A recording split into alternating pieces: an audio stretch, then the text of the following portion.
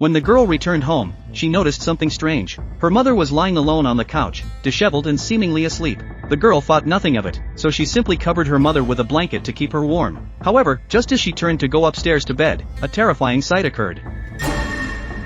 Her mother, who had been lying on the couch, suddenly appeared at the top of the stairs. The girl was so startled that she quickly turned around to check, and her mother was still lying on the couch, just as she had left her. Confused and frightened, the girl turned back to the stairs, but her mother had already vanished again. Daisy stood there, frozen in shock. She quickly ran upstairs to her bedroom, wondering if something sinister was lurking in the house. Daisy tried to keep watching the stairs, only to find that her mother had followed her upstairs. She rushed to close the door and lock it. At this point, Daisy couldn't tell if the figure of her mother was real or if it was something supernatural. She hurried to her desk and opened her laptop. Earlier that morning, Daisy's mother had made a decision. Less than a year after her husband's death, she had fallen in love with a man with a little mustache and accepted his proposal. She had even sent Daisy pictures of them showing off their affection. After seeing the photos, Daisy's expression immediately froze. Her friend, who was with her, understood what was going on. Daisy couldn't accept this new stepfather. The friend suggested they could do something about it and drove Daisy to a secluded cemetery on the outskirts of town. Daisy was still confused, but her friend pulled out a cloth doll and claimed that the doll could summon her father, even bringing him back to life.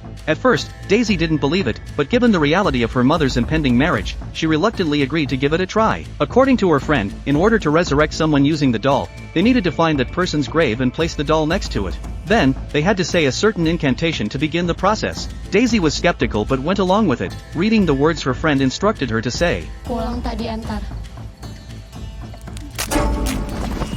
To her shock, after the doll fell over, it stood back up again. It was clear that something was happening. Daisy quickly made her wish for her father to come back to life, but when the doll turned its head, Daisy was paralyzed with fear.